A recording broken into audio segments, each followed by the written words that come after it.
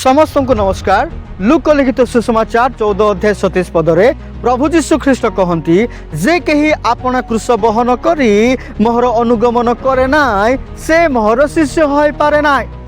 अर्थात जीवन रे आसुथिबा दुख कष्ट निंदा ताड़ना और रोग को सामना करी जीशुंकर अनुगमन करिबा व्यक्ति ही ताहांकर शिष्य अटे। एहार अर्थ एहा नुह जे जीशुंक ठारे विश्वास करिबा लोक मानक जीवन सारा केवल दुख ही दुख रहिबो सेमिति नुह। तथापि ताहांकर वाक्य कहे जे माने ताहांक सकाशु दुख कष्ट निंदा ताड़ना सह्य करती सेमानंकर दुख रात्रिर स्वप्न सदृश होई जीवो। प्रकाशित वाक्य 21 अध्याय 4 पदर से कहती आम्भे तुम्भो आखिर लतक पोछि देबा। जदि आपण जीशुंक सकाशु दुख भोग करुअछंती ताहाले से आपणकर आखिर लुह पोछि देबे।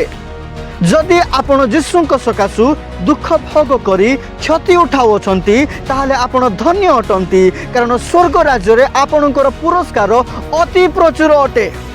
क्लेश व दुखर समय धैर्य धरंतु, कारण से जगत को जय करिअछंती।